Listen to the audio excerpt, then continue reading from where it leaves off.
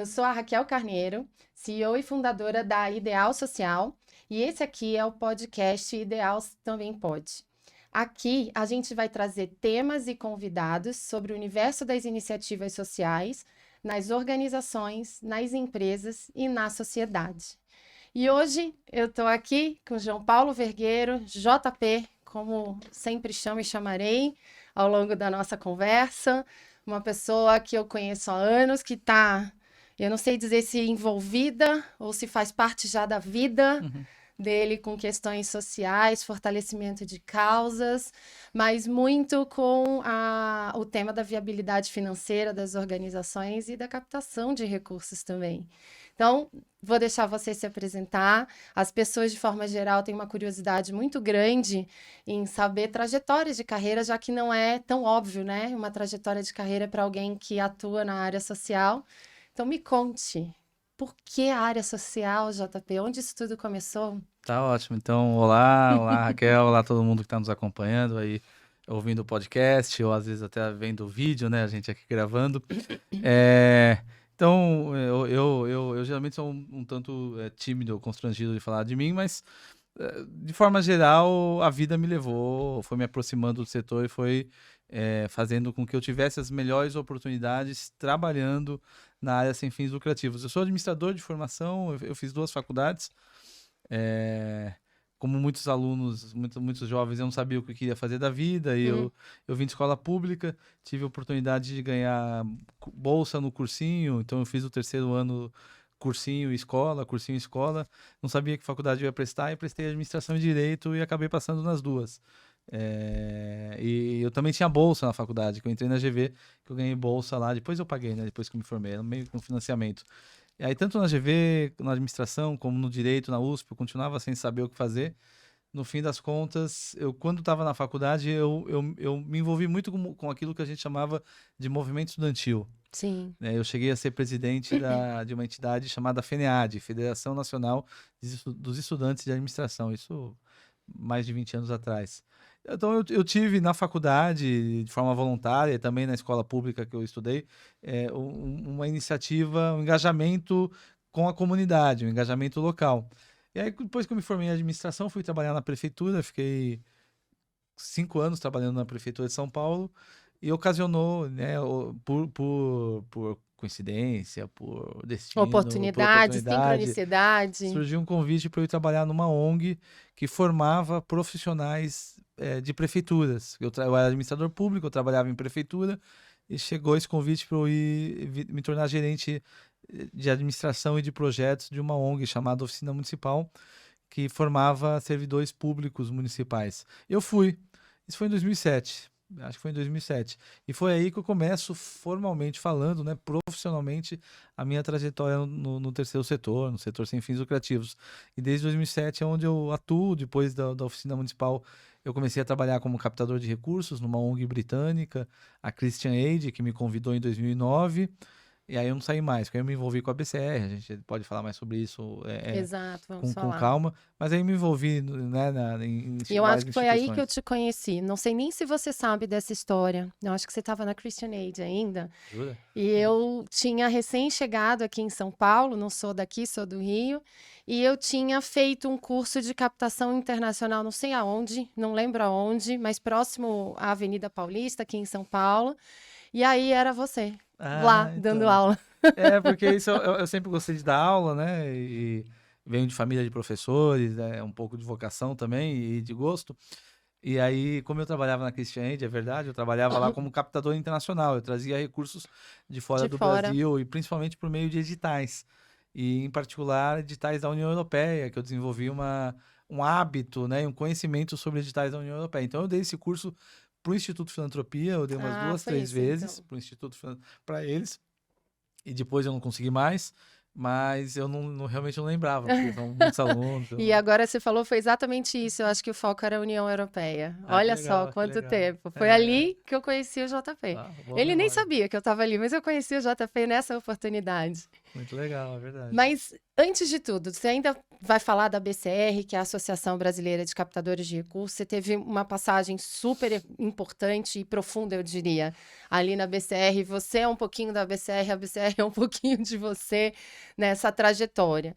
Mas, antes da gente começar a falar mesmo desse movimento da BCR, pensando em carreira ainda, JP, hoje a gente teve já, talvez, alguma mudança, né, no cenário, principalmente de formação, de cursos e etc. para o terceiro setor. Não dá para dizer que a gente tem tantas coisas ainda, né? Tantos cursos, ou mesmo literatura, a gente vai falar sobre isso também. Mas qual conselho você daria? A gente sabe que tem muitas pessoas querendo migrar para o terceiro setor, seja na área mesmo de gestão de projetos, enfim, área temática da causa, ou para a captação de recursos. Muita gente vê a captação de recursos como uma porta de entrada para trabalhar no terceiro setor. Qual é o perfil que tem que ter para ser um captador de recursos, na sua opinião? E como chegar lá para transformar isso em uma profissão? Tudo bem.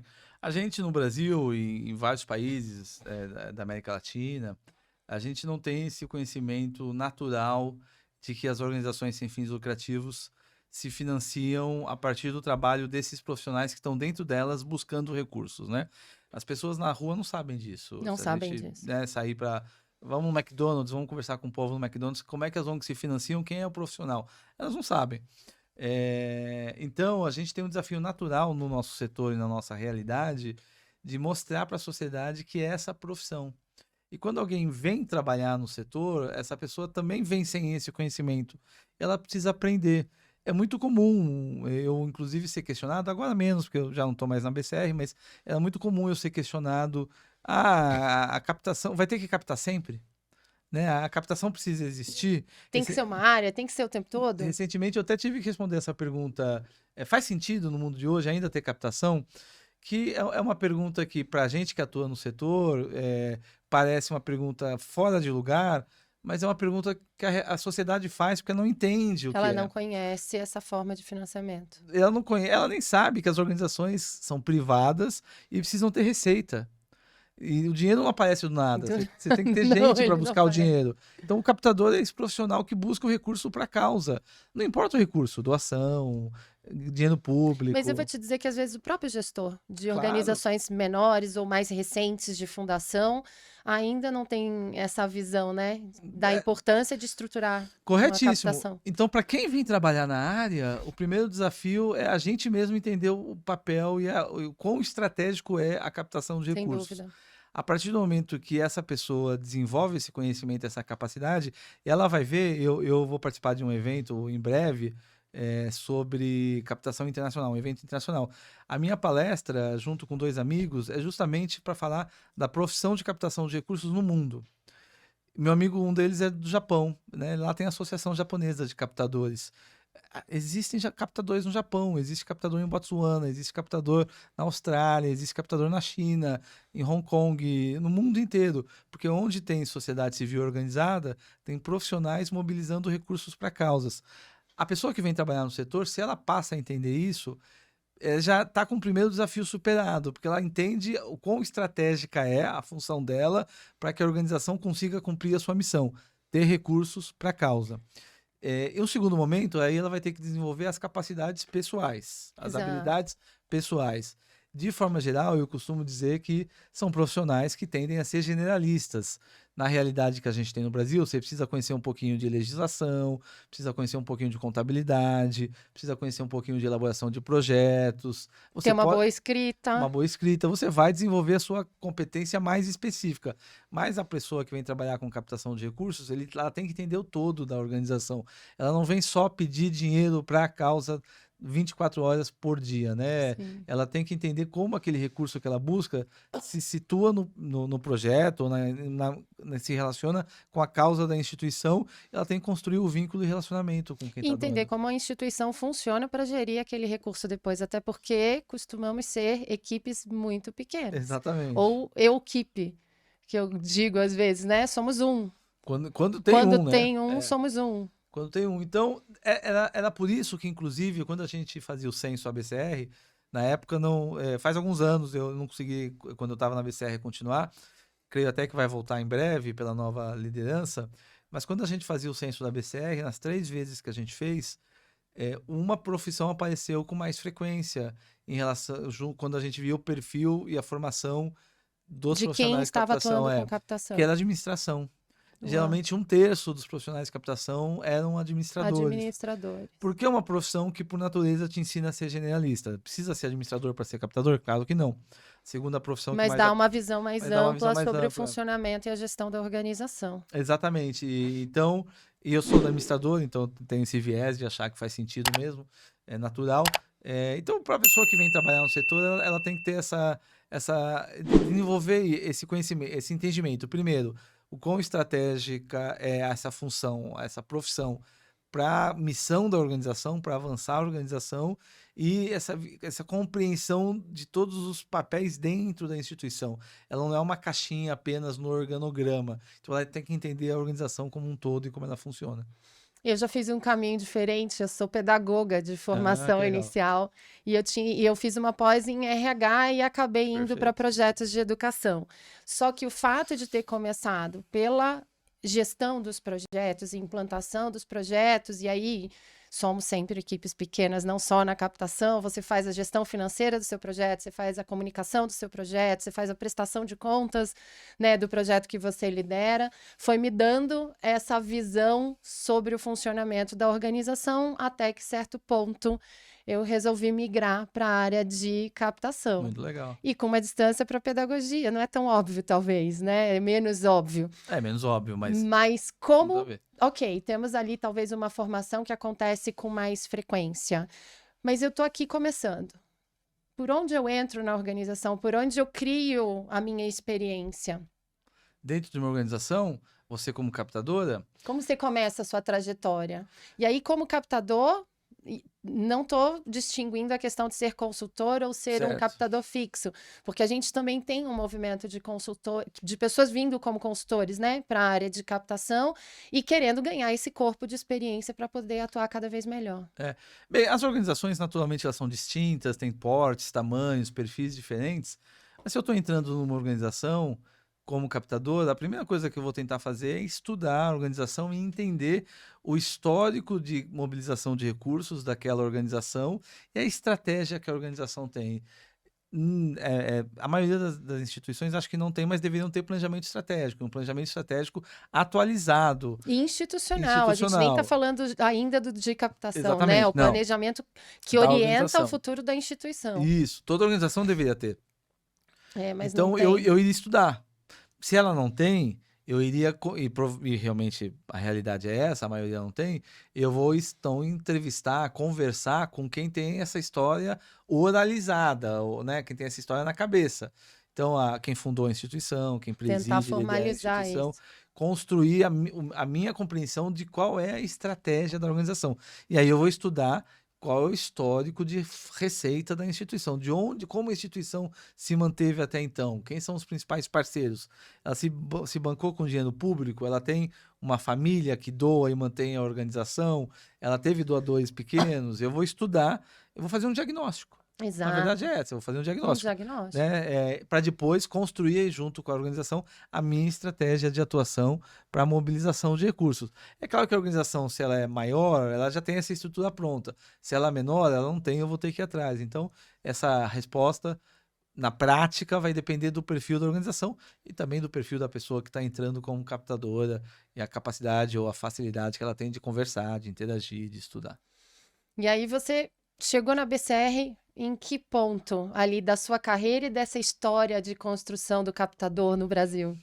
Que você construiu isso um pouco junto com a BCR durante um período. Construímos todos, né? Eu fui apenas uma das pessoas numa estrutura que ela é uma estrutura com muito voluntariado, com muita dedicação e que não teria acontecido se não tivessem outras pessoas, você incluído nisso, que contribuíram para essa construção. A BCR vai fazer 25 anos, eu estive em metade dessa trajetória junto da BCR e eu entrei em 2009, quando a BCR fazia 10 anos Perfeito. de fundação. E o presidente, então, era o Marcelo Straviz.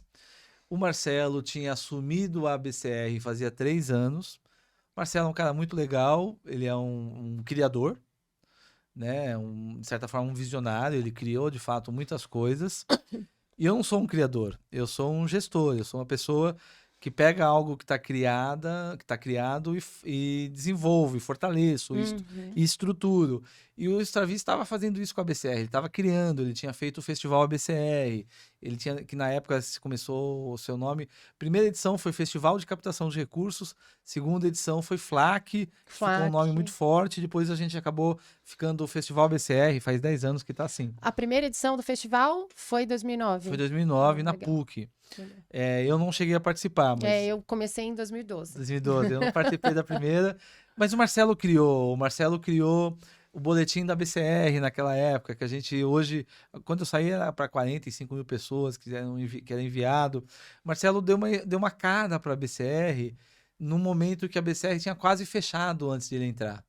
Porque era uma instituição, como muitas das instituições brasileiras, composta basicamente de voluntariado. Sim. Era uma instituição de caráter associativo e que não estava investindo na relação com os associados, não estava nem cobrando taxa associativa. Então, a BCR estava no momento de baixa, o Marcelo assumiu o desafio, topou o desafio junto com outros colegas, com Michel Freller, com Rodrigo Alvarez, com outras pessoas. Eles assumiram a BCR e criaram várias coisas. Em 2009, eu começo a trabalhar na Christian Aid como captador. O Marcelo é um grande amigo, eu já conheci o Marcelo naquela época há mais de 10 anos. Uau. Falei, Marcelo, você não quer que eu ajude na BCR? Ele já tinha ele estava me pagando como um consultor freela para eu colocar a casa em ordem, para eu começar a cobrar a membresia, né? Cobrar taxa, na época era R$50 a anuidade paga pelos associados. Ele me colocou bastante simbólico. É bastante simbólico.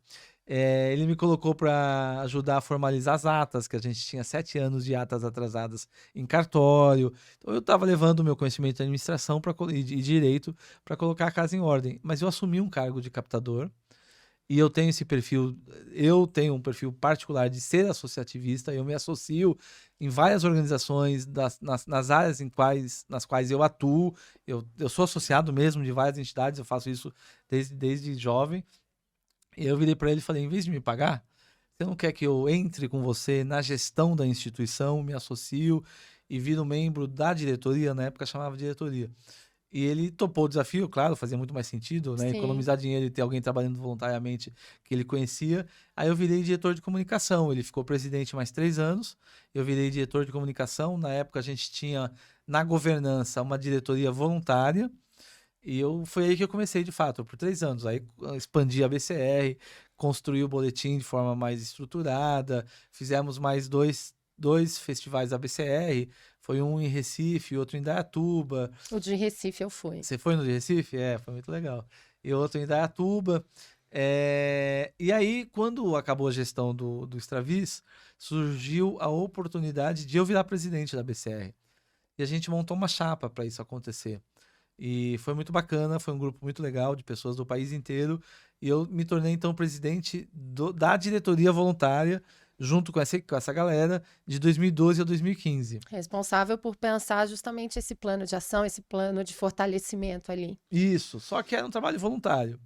E trabalho voluntário liderando uma instituição em paralelo ao trabalho remunerado que a gente tem, eu preciso trabalhar, obviamente, para pagar as contas. Todos nós. Não estava dando conta. Era viagem, era representação, era reunião, era evento para organizar. O festival estava crescendo. A gente fez um festival em Salvador, fez outro no Espírito Santo. Tinha que viajar. Eu tinha emprego, eu tinha chefe. E a governança da BCR estava numa estrutura antiga de diretoria voluntária, que não é o que a gente recomenda, não é o que a gente gosta, né? Tem que contratar gente mesmo, remunerada. Não, e aí eu acho que uma confusão que as organizações ainda fazem entre o que deve ser voluntário e o que deve ser remunerado, né? Porque uma coisa é você ter uma diretoria com olhar estratégico, que vai aprovar contas, aprovar plano de ação, planejamento estratégico e fiscalizar, acompanhar essa execução, e outro quem toca no dia a dia, gente. O dia a dia Você tem que ter um profissional à frente, remunerado, em Isso. tempo integral para cuidar daquilo. Isso, por isso que inclusive eu defendo, e você acompanha, você conhece bem o pessoal de lá, eu sigo muito e promovo muito o guia de governança do IBGC, porque Exato. a ideia é que nem se fale mais em diretoria voluntária, é conselho. É conselho, Conselho, você exato. A constrói um diretoria conselho. executiva é remunerada. Se a E- gente pegar o guia de boas Perfeito, práticas da BCR, do desculpa, do IBGC. IBGC, é justamente isso. A diretoria é executiva e, portanto, é É remunerada. remunerada. E mesmo a organização pequena pode ter isso. Eu sou conselheiro de organização pequena.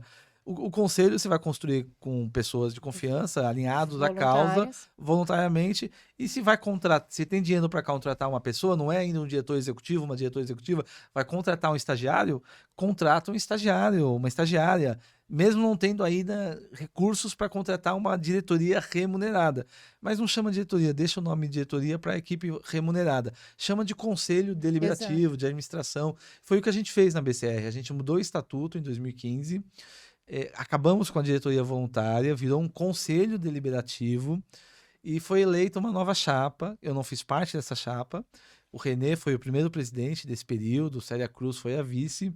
E essa chapa, esse conselho deliberativo, me contratou como Como primeiro. diretor. Isso, e eu fui o primeiro diretor executivo da BCR em 2015. E já uma evolução de modelo de governança amparado e orientado por essas boas Do práticas do IBGC, IBGC. a gente atualizou o estatuto, já aprovou o Muito bom. estatuto dentro da legislação, na época já existia a 14019, que é do marco regulatório, né? Então a gente fez um estatuto bonitinho, Danilo Tizel, um parceirão nosso, advogado, ajudou. Em 2015 eu virei diretor executivo e aí foram 8 longos anos como diretor executivo da BCR. Então, se você soma os 6 anos que eu fiquei como voluntário, mais os 8 anos como diretor executivo remunerado, 14 anos, A vida da BCR esteve, né, junto de comigo. alguma forma, junto com você ao longo desse período. Num período de 25 anos. E aí a gente construiu muito. E de muita evolução, eu diria, de muito trabalho, porque foram passos essenciais para a BCR chegar ao que ela é hoje, Exatamente. Porque né? aí, De estruturação mesmo. exatamente, porque a gente foi estruturando. Vamos, por exemplo, o Festival ABCR. Se tomou a decisão de fazer sempre em São Paulo, para que a gente pudesse, por um lado, ter melhor controle sobre a estrutura do evento e, por outro lado, conseguir trazer mais pessoas, porque é mais fácil trazer gente para o Para Brasil, São Paulo. para São Paulo, perdão. Então, hoje a gente tem um evento de quase 1.000 pessoas participando, Exato. todos os E aí anos. é importante falar, Festival ABCR, o que é? Porque a gente está falando numa intimidade aqui do Festival ABCR. Então, a gente tem um Festival ABCR que acontece uma vez por ano, sempre nos primeiros dias de julho ou final de junho. Isso. É sempre ali Tem sido no, assim, isso. né, nesses últimos anos, uma segunda e terça-feira nesse período de final de junho e início de julho. E qual é o propósito do evento? O festival, ele é muito inspirado em fazer com que as pessoas desenvolvam as suas capacidades de captação de recursos. Então, elas vêm aprender, elas vêm trocar, elas vêm ouvir, elas vêm compartilhar, elas vêm sair de lá entendendo que o que elas estão fazendo para a instituição delas é algo que o mundo inteiro, o país inteiro, o mundo inteiro está fazendo com as mesmas dificuldades para mudar a vida das pessoas, mobilizar recursos para causas. Então, tem outros iguais a elas com as mesmas dificuldades ou dificuldades diferentes, mas elas se encontram num ambiente Exato. onde elas veem que elas não estão sozinhas e que isso que elas fazem é parte de uma estrutura que pode melhorar, pode desenvolver, mas que é Mas que uma a gente tem realidade. amparo ali também, né? A gente pode ter uma troca de conhecimento, uma troca de, enfim, de atividades ali. Ó. Então é um evento muito intenso, são quase 1.000 pessoas, 2 dias de evento, mais de 60 sessões de palestras, debates, mesas redondas, e com gente do país inteiro, palestrantes internacionais. Chama festival porque na origem, não sei se você lembra disso até, na origem não tinha uma agenda pronta. As pessoas chegavam na abertura e falavam, eu quero palestrar sobre isso, eu quero palestrar sobre isso. Essa lembrança, essa memória eu não tenho. Tinha um quadro, Olha que legal. tinha um quadro dividido por horários, mas em branco. Então as pessoas vinham, nesse horário eu vou falar sobre captação com indivíduos, nesse horário eu vou falar de mala direta. E elas iam colocando no canetão e depois as E pessoas ali vinham, formava uma programação. formava uma programação. Então chamava festival porque tinha esse espírito. Com o tempo o evento cresceu, se estruturou, há uma demanda das pessoas de saberem a programação antes do evento acontecer, para valer a pena, né, realmente investir. Sim. E aí a gente estruturou, quer dizer, esses 14 anos da BCR foram justamente para a gente profissionalizar esse trabalho. Hoje tem um comitê científico, né? Você faz Sim. parte desse comitê científico que ajuda a construir a programação, garantindo que a programação seja inovadora, atualizada, moderna, De temas, né, com temas diversos para contemplar várias necessidades de que não conteúdo. tenha né, panelinha, ou que não tenha pessoas que estão lá só para se promoverem É, profissionalmente, não realmente se contribuir contribuírem com conteúdo é com uma grande conteúdo. preocupação. Então, a gente profissionalizou o evento. Hoje é um evento bacana demais, muito legal. A gente fez várias outras coisas na BCR, que a gente foi construindo os grupos de trabalho, que são grupos temáticos dentre os membros da BCR, acho que são 10 atualmente. Isso, são 10. São 10 e a gente retomou nesses últimos anos. Nós conseguimos o reconhecimento formal da profissão de captação de recursos. Isso foi incrível, isso foi um grande ganho, de fato, eu acho, para a profissão, e eu ia te perguntar isso. O que evoluímos, né, nesses anos todos aí de ABCR olhando essa profissão do captador, e eu acho que você chegou num ponto que é um ponto super concreto, e o que falta a gente evoluir para a profissão do captador? Olha, no que a gente evoluiu? De forma mais geral e mais importante, a gente conseguiu contribuir muito para que a profissão seja valorizada nesses 14 anos que eu fiquei. Sim, Havia, e ainda há em parte, mas na época era muito pior, havia em 2019, quando eu entrei, um desconhecimento muito grande do que era a captação de recursos, do papel da captação de recursos e um preconceito muito grande com captação de recursos. Hoje, isso esse preconceito eu acho engraçado, que, de certa forma, o nome, por exemplo, da área ou do cargo que você assumia, as instituições, isso aconteceu comigo, né? As instituições diziam, olha, não vamos colocar o seu cargo como captadora de recursos porque isso assusta. Eu falava, mas não é o que eu faço de verdade, de fato? Não mudar o nome não muda a atividade. E foi uma Mas decisão. até hoje tem um pouco essa lógica, eu vejo em algumas Tem, organizações. não, e eu acho interessante, eu sempre comento nas minhas falas, conversas, palestras, que para mim o nome não importa, Não pode chamar de importa. mobilização de recursos, desenvolvimento institucional, Relações relações institucionais, que é o nome que a institucionais, maioria está escolhendo nos dias de isso. hoje. Porque e vai perguntar para qualquer captador, qualquer um que estude o tema, e a pessoa vai dizer: captação envolve relacionamento, não é só pedido. Então, relações institucionais também faz Faz todo sentido. sentido. E foi uma decisão que muitos anos atrás, eu nem estava na profissão, alguém tomou na hora que foi traduzir fundraising. O nome em inglês, que é mais conhecido, fundraising, que é os portugueses chamam de angariação de fundos. A gente aqui no Brasil traduziu primeiro captação de recursos. Se tivesse traduzido primeiro mobilização de recursos, Tinha ficado do tinha mesmo ficado, jeito. ia ter o preconceito em cima de mobilização. Não sou mobilizador, eu sou captador.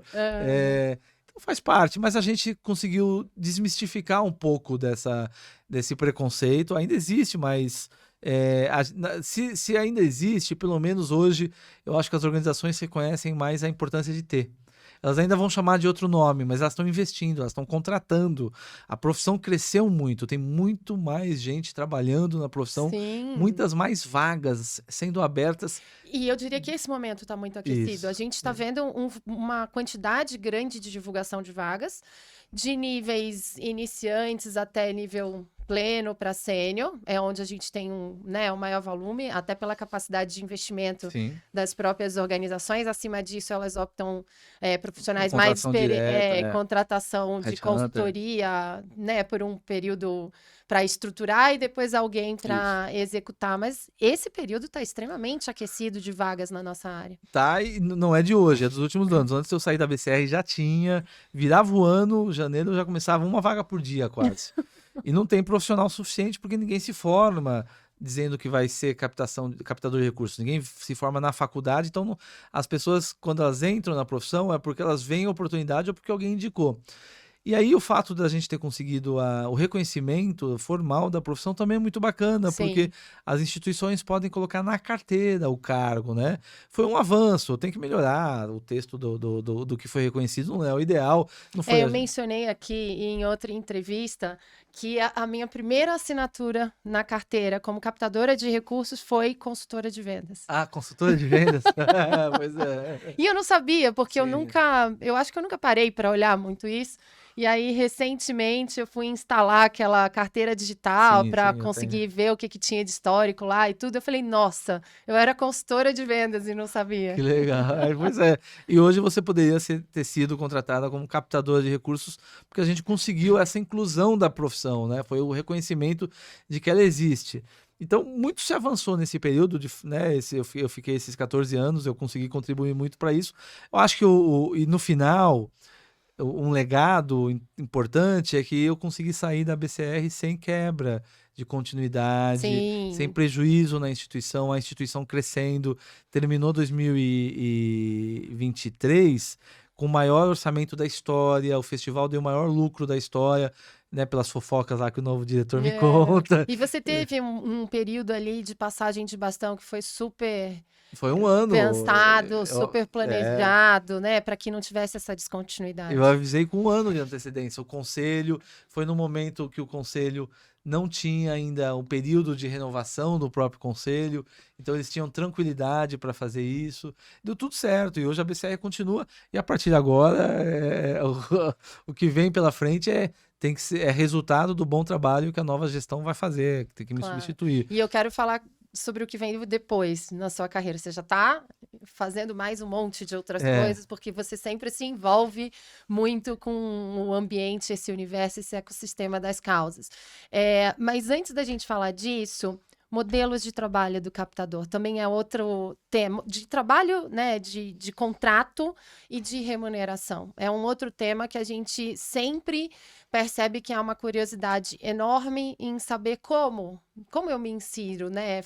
Qual é o meu modelo de trabalho, qual é o meu formato de contrato, como eu cobro por isso, quais são os formatos de remuneração? bem, vamos lá. Primeiro, é sempre importante lembrar, e eu vou começar por aí, e o meu lado legalista fala mais alto. O Brasil tem uma legislação trabalhista. Então, do ponto de vista formal, qualquer contratação de um funcionário tem que seguir a legislação trabalhista, ou seja, CLT, aquilo que a gente conhece como CLT. Se a pessoa vai trabalhar para a organização todos os dias, com um chefe, batendo cartão na prática, né? Ela teria que ser contratada com carteira assinada. E se você é contratado com carteira assinada, no mínimo você tem um salário.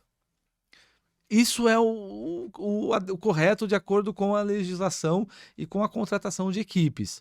Na prática, a gente Seria o modelo ideal. é o modelo ideal. E a gente sabe que, assim, no setor sem fins lucrativos, assim como no setor com fins lucrativos, tem um monte de gente contratada como PJ e outros mecanismos que se encontra que não são exatamente corretos do ponto de vista da legislação, mas acaba beneficiando a instituição, às vezes beneficia o profissional porque ele recebe um pouco mais, porque CLT tem muito desconto e por aí em diante.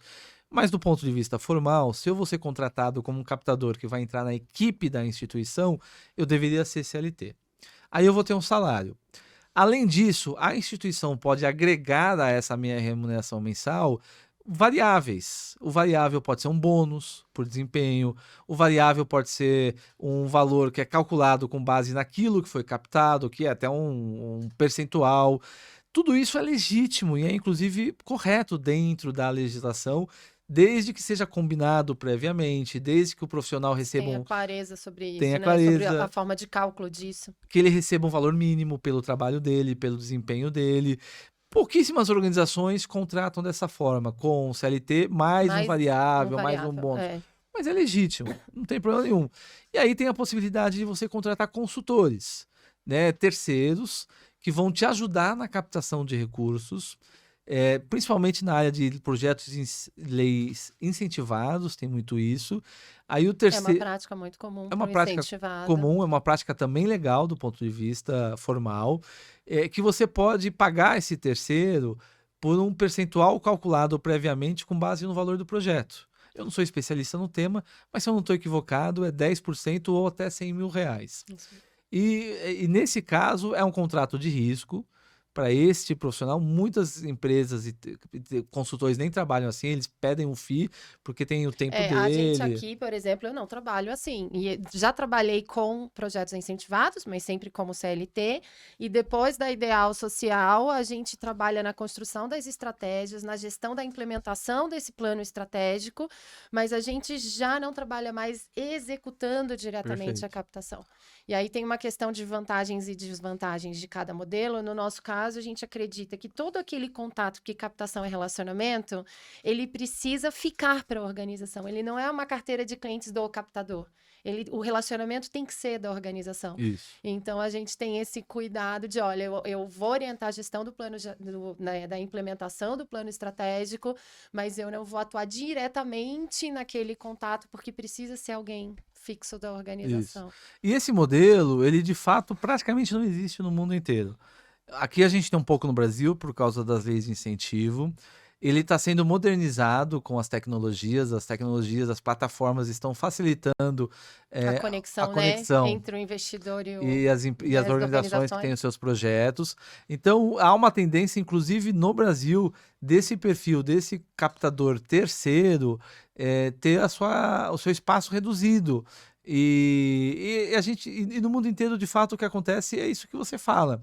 Ou a instituição tem a sua equipe própria, ou a instituição contrata um consultor para ajudá-la a estruturar a sua equipe própria. Exato. Isso é o mais forte no Brasil, cresceu muito nos últimos anos, excelentes profissionais, você e vários outros que têm as suas equipes que ajudam a construir essa capacidade de captação de recursos. E as organizações investindo nisso, contratando. Eu, quando estava na BCR, quase toda semana alguém me pedia indicação de consultor, de profissional para ajudar a captar. A gente não fazia isso, a BCR não fazia consultoria, eu particularmente também não faço. Tem muitos amigos meus, talvez acho que até você, que já se beneficiaram de indicações minhas e fecharam o contrato. Sim, porque JP sempre indicando. A gente passa e tem muita gente boa ajudando as organizações a se estruturarem. Não, e aí eu acho que tem um ponto que você trouxe anteriormente que conecta com o que a gente está falando agora, é que a gente de fato não vai ter profissional suficiente para tudo isso se aos poucos a gente não ajudar as organizações a criarem as suas próprias equipes, formar, treinar, desenvolver o profissional, para você ter aquele profissional atuando para a organização com essa visão generalista, entendendo como funciona a gestão, quais são os impactos, como esse impacto é medido, você ter argumentos até para captar. Então, imagina hoje não mais individualmente, né, por conta da consultoria, mas eu como um consultor individual de captação, quantos eu consigo representar simultaneamente com qualidade? Eu vou ter uma capacidade extremamente limitada, né? E aí, quando você ajuda a formar aquela equipe, você dá autonomia, a organização consegue seguir depois. Em momentos específicos, você pode dar a mão para ajudar a melhorar, né, algum ponto da gestão, da implementação do plano estratégico, mas a gente não tem consultor suficiente para dar conta disso, né? Você não desenvolveu o profissional para a organização. Não funcionaria. Infelizmente, né, voltando para a sua pergunta do que mudou, do que a gente contribuiu com a BCR nesses anos, infelizmente a gente vê isso, as organizações cada vez mais preocupadas e priorizando a construção da sua estrutura interna. E acontece ainda de gente escrever e pedir para indicar captador. Eu tenho um projeto, a pessoa vai lá e leva e ela fica com parte.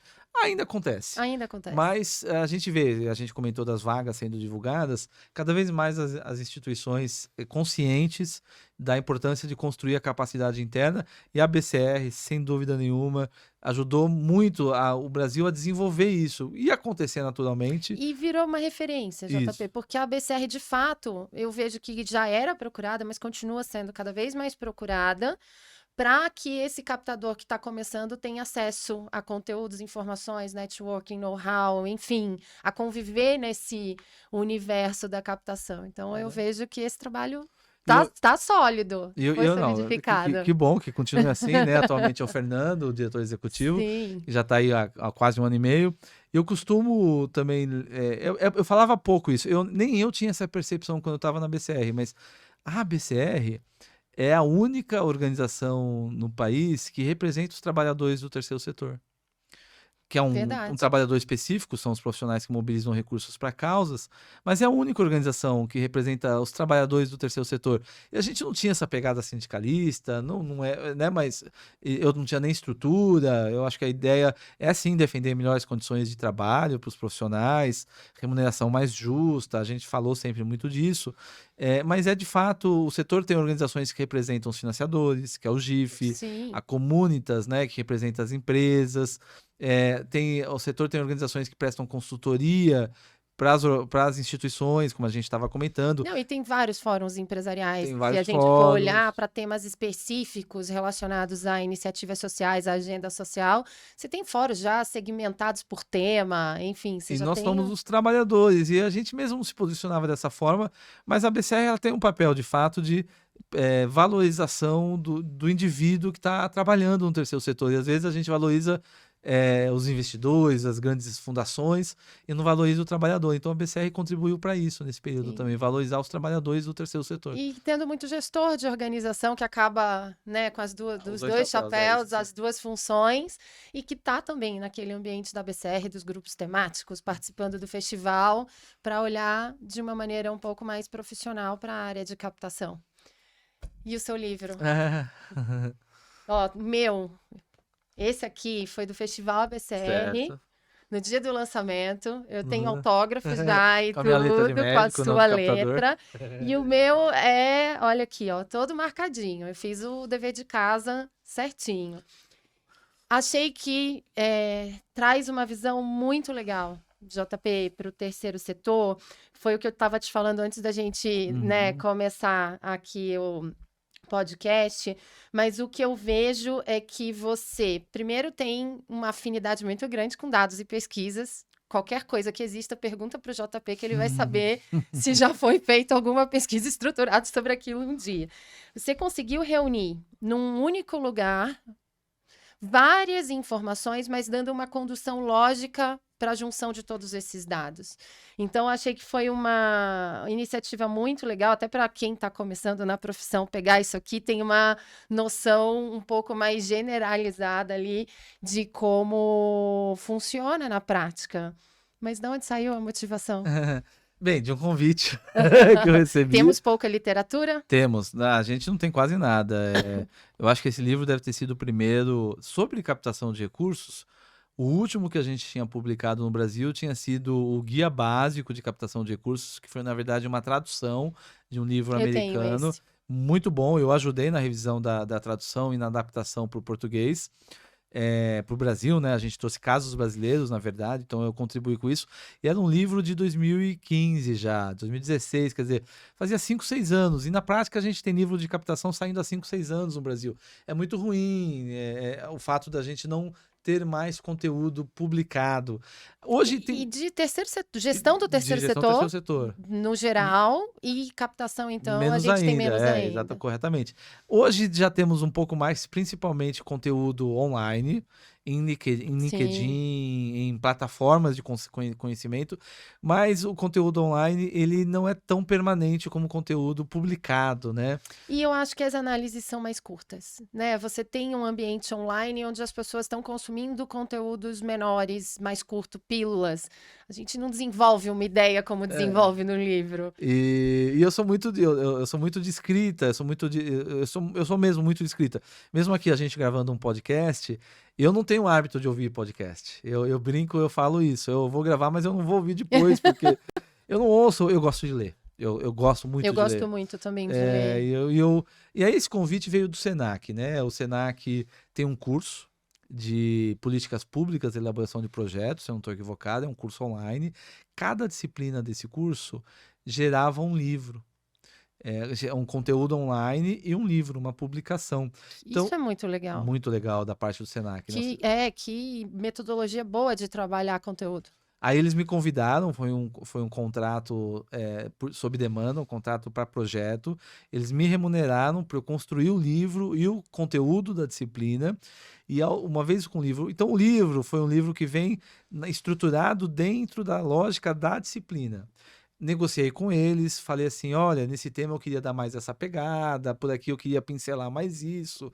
E eles foram super acessíveis, super abertos. Então a gente construiu uma ementa junto desse livro, uma emenda juntos. A estrutura do livro, a estrutura que o Senac traz, então tinha que ter um caso prático, tinha que ter uma caixa para saber mais, que de fato faz com que seja um livro mais leve de ser lido, com referências. E aí sim eu tenho esse perfil mesmo, eu gosto de me especializar naquilo que eu estou atuando, eu conheço muitos dos dados, muitas pesquisas. Aí quando o livro saiu eu fiquei até meio chateado, meio triste, porque eu literalmente abro o livro dizendo assim, pessoal, não temos dados sobre o tamanho do setor sem fins lucrativos na economia.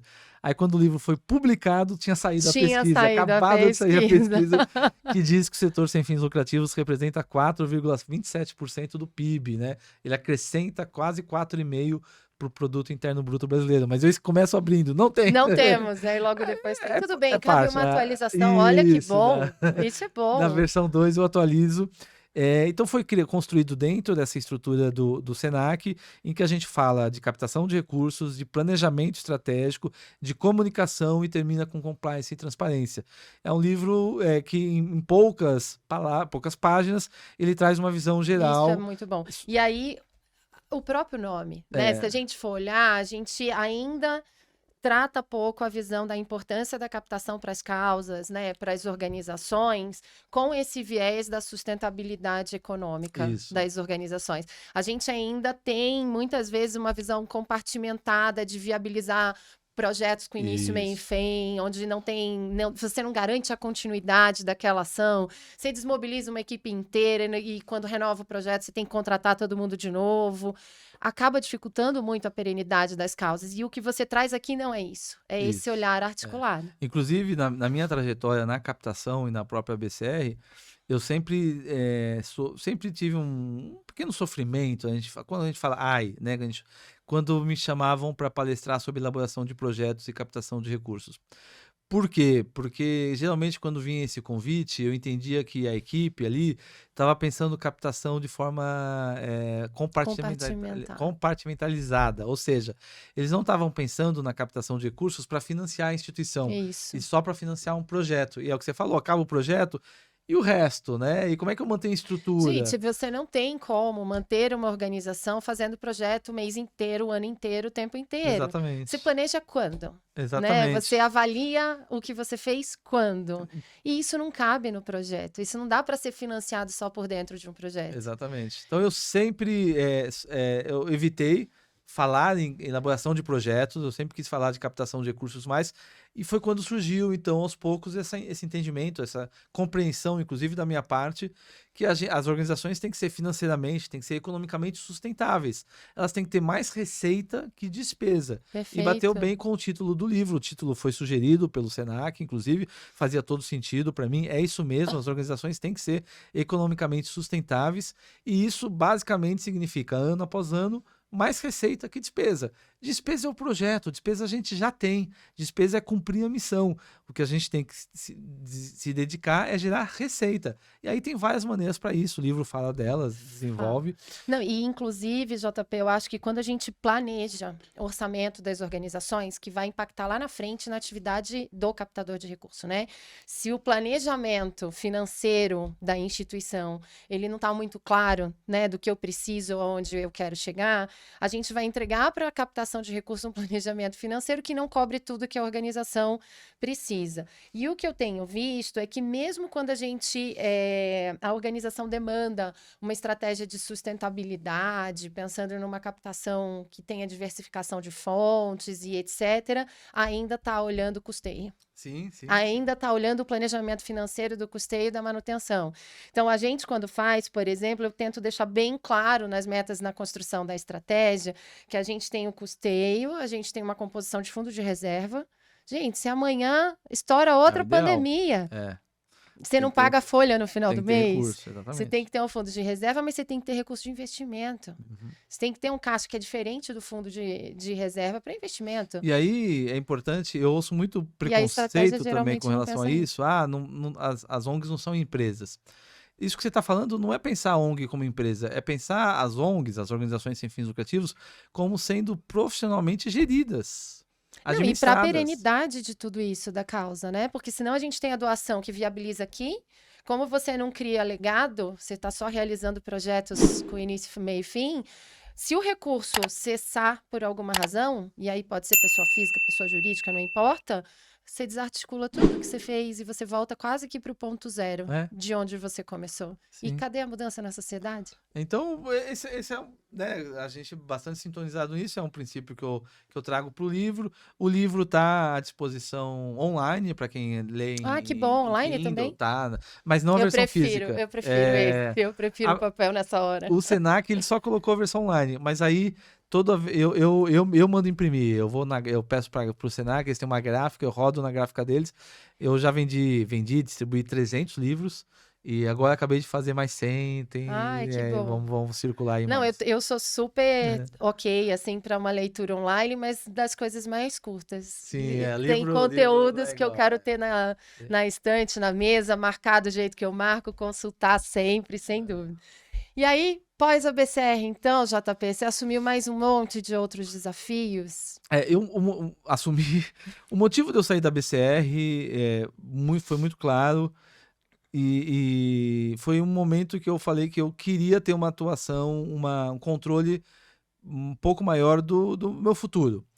Até chegar à BCR, boa parte da minha trajetória profissional foi realizada a partir das oportunidades que foram surgindo e eu fui Sim. aproveitando. Convites, a mudança de governança junto com o conselho, com os associados. Mas eu percebi que em determinado momento eu queria, se possível, dedicar mais tempo à produção de conhecimento no terceiro setor, a estudar o terceiro setor, porque eu acho que aí eu posso contribuir. É o que a gente está falando do livro, Exatamente. escrever e pesquisar é algo que poucas pessoas estão fazendo no setor. Às vezes, quando fazem com um olhar muito de políticas públicas, que não é a minha pegada, que eu sou mais gestor. Sim. Então, eu queria escrever. Aí eu entrei no doutorado. E quando eu entrei no doutorado, que eu falei para a BCR, falei, a gente tem 1 ano juntos. Aí eu vou embora. E vou é, trilhar um outro e, caminho, contribuir de uma outra forma. e foi o que aconteceu. Eu fiquei 1 ano, mas o doutorado não paga as contas. Eu tenho família, né? Se eu fosse recém-formado na faculdade, depois no mestrado, talvez eu ainda morasse com meus pais E mas daria certo. daria certo. Mas não tem como no doutorado. Eu tenho que pagar as contas. Eu saí da BCR e recebi o convite para virar diretor para América Latina e Caribe do Giving Tuesday. O Giving Tuesday é um movimento global que promove generosidade, que aqui no Brasil chama Dia de Doar. Eu já fazia parte da rede do Dia de Sim, Doar, você eu já ajudei disseminava a as fortalecer o Dia campanhas. de Doar no Brasil, construir o Dia de Doar no Brasil. Então, para mim, fez muito sentido quando veio esse convite de eu assumir a liderança para a América Latina e para o Caribe, e coincidiu com eu estar saindo da BCR. Então, foi na sequência, desde fevereiro de 2023, estou como diretor da instituição, trabalho de casa, trabalho do Brasil, mas faço um trabalho regional para fortalecer a generosidade, para fortalecer a nossa atuação na América Latina e no Caribe. Em paralelo, estou fazendo doutorado. Eu já era professor formalmente, né, desde 2007, que eu dou aula em universidade. Eu estou na FECAP, a Fundação Escola de Comércio Álvares Penteado, que é uma universidade de mais de 120 anos, na verdade. Eu estou na FECAP desde 2012, e onde eu dou uma disciplina na FECAP, mas lá também já faz alguns anos eu coordeno o fundo de bolsas e eu Ah, coordeno que o legal. alumni deles, o relacionamento com ex-alunos. Eu tenho 3 empregos, na verdade 4 empregos, né? Além de Meu fazer o Deus do doutorado. céu. Você É, faz uma gestão do tempo melhor que eu, então. Não, eu durmo bem, viu? Eu durmo bem, não tenho, assim, mais vejo série, vejo jogo de futebol.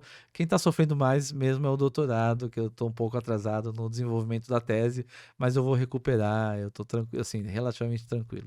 E o Dia de Doar, então, aqui no Brasil? Como que as organizações podem se engajar, aproveitar os conteúdos produzidos, as orientações, enfim, como participar do Dia de Doar sendo uma organização do terceiro setor? O Dia de Doar, para quem não conhece, é um movimento aberto, é um movimento descentralizado, criado em 2012, chegou no Brasil em 2013, então já faz 11 anos que está no Brasil, e é um movimento que estimula as pessoas a se conectarem com causas por meio da doação. O Dia de Doar é um movimento que não tem uma causa. A generosidade é a É a causa. causa. Porque cada organização tem a sua causa. Então a gente passa o ano inteiro no Dia de Doar promovendo a generosidade. E uma vez no ano, o país inteiro se mobiliza para que as pessoas doem ainda mais naquele dia. Que é esse dia que a gente chama de Dia de Doar. E as organizações sem fins lucrativos, as ONGs, elas podem se preparar para isso, elas podem preparar um planejamento de comunicação, elas podem baixar o conteúdo que existe no site do Dia de Doar e elas podem criar na comunidade ao redor delas,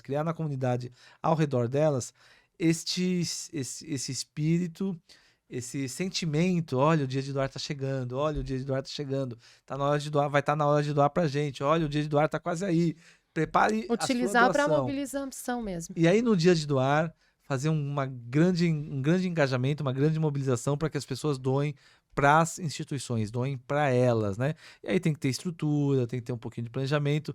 No site do Dia de Doar tem muito conteúdo, tem Sim, tem muitas bastante material, né? ideias, muitos materiais, tem template, modelo em Canva. Para quem não sabe, eu mesmo não entendo nada de criação, de design.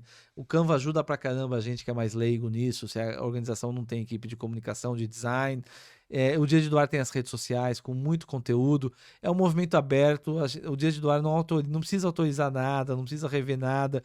O Dia de Doar não pede doação para si no dia. Ele é um grande movimento de veículo, engajamento. né? É um veículo que facilita para as organizações, para elas mobilizarem a sua rede para doar para elas. E essa é uma dificuldade, eu acho, principalmente de organizações ainda pequenas, que não têm as suas equipes, né, de comunicação e etc., gerar campanhas e engajamento frequente. E o Dia de Doar oferece Ele vai isso. ajudar nisso. Vai oferecer isso e vai proporcionar que as organizações comecem a captar recursos no momento em que o país inteiro está mais sensível para a doação.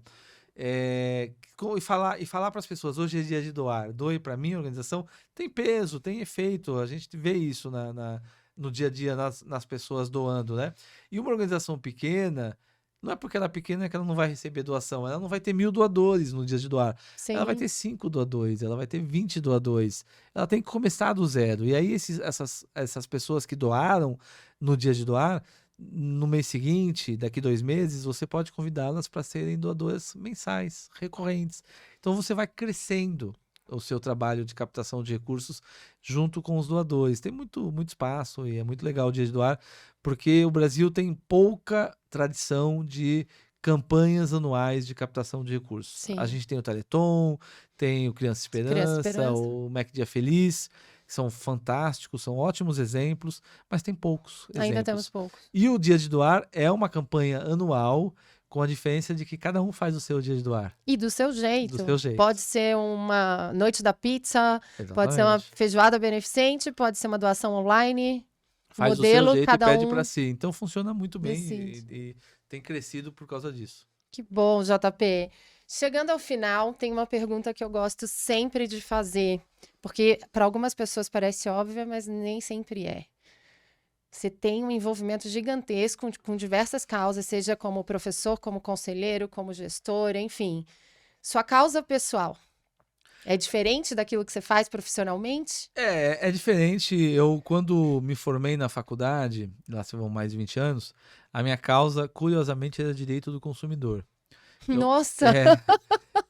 Por essa eu não imaginava. Eu me formei e me associei ao IDEC na época, e tinha também a Associação Proteste, eu ficava acompanhando. A minha causa era direito do consumidor. Eu sou muito ligado a esse tema de direito do consumidor, mobilidade urbana, adoro o tema de mobilidade urbana. Então, essas foram as primeiras causas ali na energia da juventude, né, mais ativista.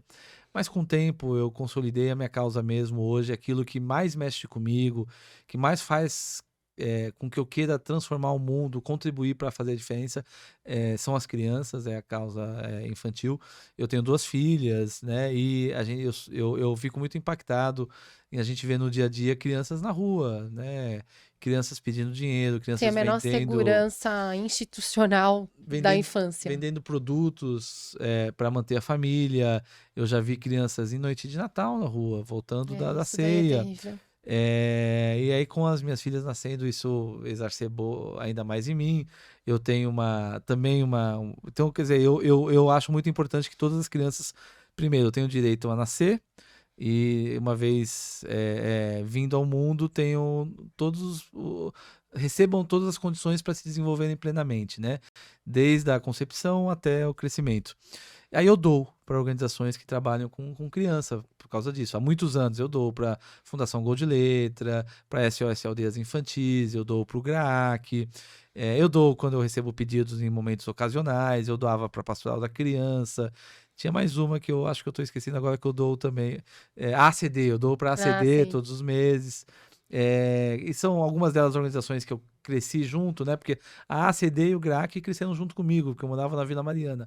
A Gol de Letra, 2 jogadores do futebol do meu time, que era o São Paulo. E isso é muito legal, porque É, na verdade a gente cria uma conexão com a organização para realizar uma doação, né? Ou para causa, que é muito pessoal. Cada um tem a sua sim. razão, cada um tem uma motivação. Isso tem a ver com a captação de recursos, porque mesmo em organizações com crianças, tem centenas, se não milhares de Qual que eu organizações. vou escolher? E aí a gente vai escolher aquelas que têm vínculo, que pedem, obviamente, a organização tem que pedir para você, porque Exato. se ela não pede, eu não vou doar, né, é natural isso, o pedido é importante na captação. Então eu tenho um lado emocional, um lado, né, e um lado racional do porquê eu escolhi essas. No caso da Pastoral da Criança, eu preciso doar para Pastoral, às vezes eu lembro e me sinto mal. Faz um projeto, a Pastoral da Criança sozinha foi responsável por reduzir parte da mortalidade infantil no país. Né? É um trabalho fantástico. Às vezes eu já doei para o Amparo Maternal, que ajuda. Eu fiz um aniversário solidário uma vez e doei 15 mil. Os meus amigos contribuíram para que o Amparo Maternal, uma organização aqui em São Paulo, que ajuda mães, mulheres grávidas, que a família abandonou, às vezes o homem abandonou, estão extremamente vulneráveis, a conseguirem ter um abrigo e terem um parto, né? E ficam mais, acho que 7 meses, um ano, até o bebê, até que tenha condições de sair. De E aí sair. vem outra mulher ser ajudada. Então, eu sempre. É a minha causa. Minha causa é criança. Eu não vou conseguir sozinho, obviamente, mudar o mundo, mas dou 40, 50 reais para cada organização por mês, quando eu posso E a dou gente acha que mais. isso não faz diferença, Ah, mas faz. faz uma baita diferença. Sim, porque eu sou um, mas nós somos milhões, né? Pois Então, é. todo mundo doando todos os meses, E eu acho nossa. que essa é uma mentalidade que a gente tem que conseguir mudar, né? De que cada um fazendo um pouquinho não dá resultado, dá um grande resultado. Isso porque eu tô dando dinheiro. Quando dá, a gente doa tempo, a gente doa Sim. alimentos, doa conhecimento. É só uma expressão da generosidade que é a doação em dinheiro. Mas a minha causa é criança. E o trabalho voluntário continua no seu DNA? Ah, sim, eu sou conselheiro de várias organizações, eu sou um conselheiro atuante, ativo, Atuante. que eu não entro no conselho para ficar só com status, né? Eu sou conselheiro, é a forma hoje mais voluntária que eu Que consigo você tem contribuir, né? atuado. Tem 3 ou 4 organizações, aí eu dou para essas organizações também, como conselheiro, porque a gente tem que doar, né? Papel do conselho também. Então parando para pensar, Quem tem isso no DNA, não larga. mas é um trabalho muito legal, eu gosto bastante. Sem dúvida. JP, obrigada. Muito bom conversar com você. Eu acho que a gente tem que sempre trazer, de fato, essa visão da captação de recursos, da importância da doação. E hoje foi importantíssimo a gente trazer essas reflexões sobre esses temas. Não, eu que agradeço o convite, é sempre um prazer ter a oportunidade de trocar, de conversar, de compartilhar.